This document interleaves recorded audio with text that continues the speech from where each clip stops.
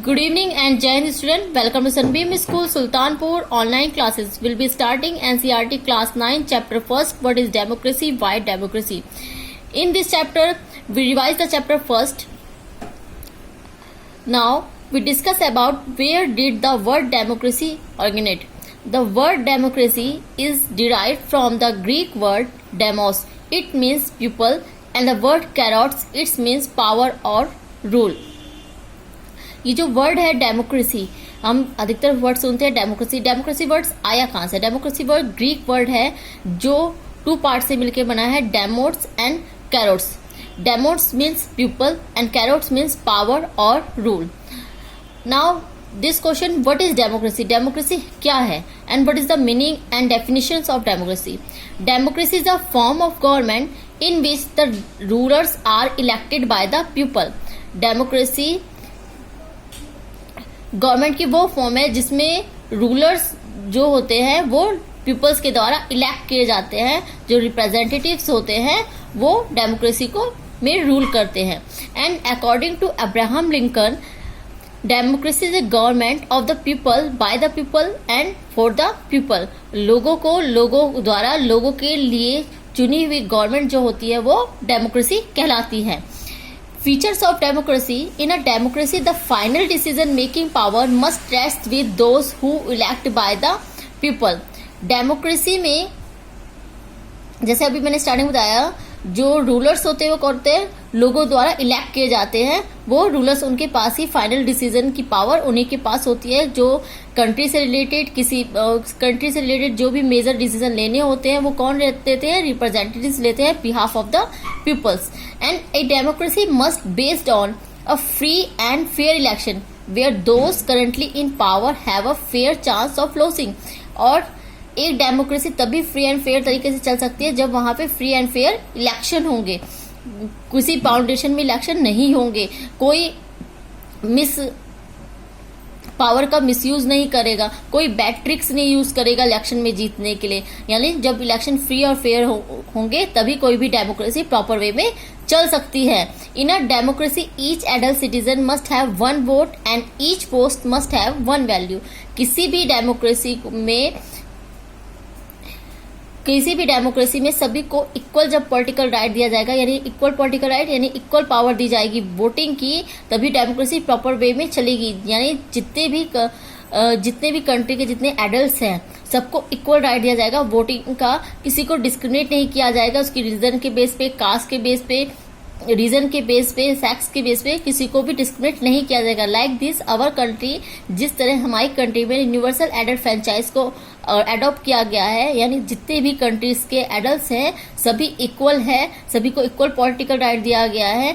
यानी चाहे वो किसी भी रिलीजन से, किसी भी कास्ट से, किसी भी रीजन से बिलोंग करता होगा उसको वोटिंग का राइट दिया जाएगा. And a democratic government rules within limits set by the constitution, law and citizens' rights. जो डेमोक्रेटिक गवर्नमेंट होती है ये कुछ टाइम पीरियड्स होता है, लाइक 5 years 6 years, जिससे ये उसी टाइम में अपना बेस्ट से बेस्ट वर्क करती है. अगर ये रॉन्ग वर्क करेगी तो नेक्स्ट टाइम में इसको सिटीजन्स जो होंगे वो इसको वोट नहीं करेंगे, नेक्स्ट टाइम के लिए नहीं चूज करेंगे. तो इस रीजन से कहीं ना कहीं एक डेमोक्रेटिक जो गवर्नमेंट होती है वो बंधी, उस पर फाउंडेशन होती है, वो कहीं ना कहीं लोगों के प्रति आंसरेबल होती है और लोगों के लिए वेलफेयर में वर्क करती है. The opposition parties are allowed to function freely before and after the elections. जो अपोजिशन पार्टीज होती हैं वो भी मेन फ्रीली वर्क करती हैं एक डेमोक्रेटिक गवर्नमेंट में, बिकॉज अगर वो जीत नहीं पाती हैं तो क्या उनका मेन क्या होता है, वो अपोजिशन पार्टी के तौर पे वर्क करती हैं.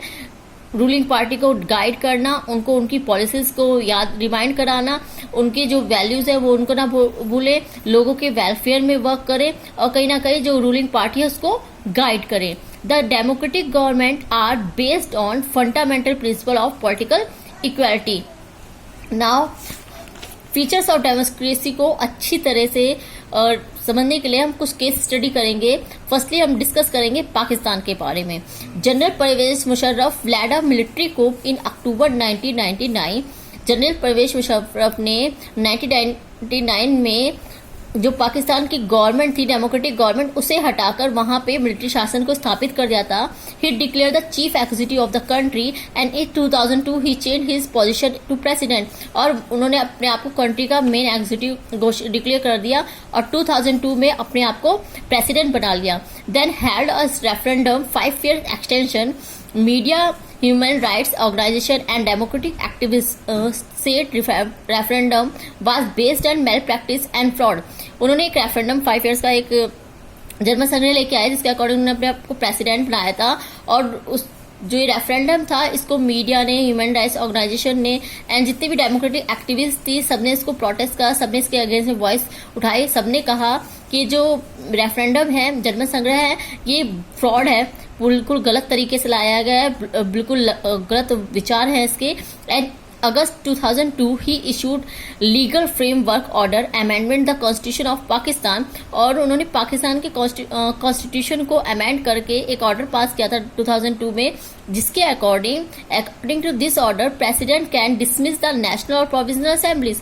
जो प्रेसिडेंट होगा वो नेशनल और प्रोफेशनल असेंबलीज को कभी भी अपनी मर्जी से डिसमिस कर सकता है। और इस टाइम पे कौन थे वहां के प्रेसिडेंट? परवेज मुशर्रफ खुद थे, और उन्होंने एक इस तरह का ऑर्डर ला दिया था कॉन्स्टिट्यूशन में अमेंड करके कि जो भी प्रेसिडेंट होगा वो कभी भी डिसमिस कर सकता है नेशनल और प्रोफेशनल असेंबली को। The work of civilization cabinet supervised by the national security council and dominated by the military officers। और जो वर्क है सिविलाइजेशन वो कौन, सिविलियन कैबिनेट का जो वर्क होगा वो सुपरवाइज करेंगे, जो मिलिट्रीज के ऑफिसर हैं वो उसको सुपरवाइज करेंगे। And after passing this law the election held to the national and states assemblies. जब ये लॉ पास हुआ उसके बाद में कुछ टाइम बाद वहां पे नेशनल स्टेट लेवल के इलेक्शंस हुए, but the elected representatives have some powers. लेकिन जो इलेक्टेड रिप्रेजेंटेटिव्स थे उनके पास फुल पावर नहीं दी गई, क्योंकि वो पावर किसके हैंड में आ गई थी? प्रेसिडेंट के हैंड में आ गई थी। But final power rest with the military officers and the general Pervez Musharraf, क्योंकि उस टाइम में जो मेन प्रेसिडेंट थे वो खुद जनरल परवेज मुशर्रफ थे, तो जो पावर थी वो सारी किसके हैंड में आ गई थी? मिलिट्री के जो ऑफिसर्स थे उनके हैंड में आ गई थी। But in a democracy the final decision making power must rest with those elect bye the people.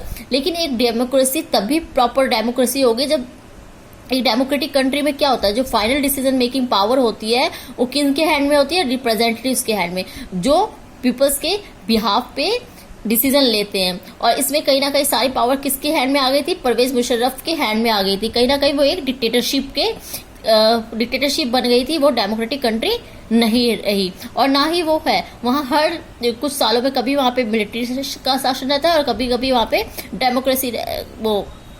Democratic country election होते हैं, उनके हैंड में पावर रहती है। लेकिन प्रॉपर वे में सारी पावर किसके हैंड में रहती है? जो वहाँ के मिलिट्री के ऑफिसर होते हैं। Now thank you student, thank you very much, जय हिंद।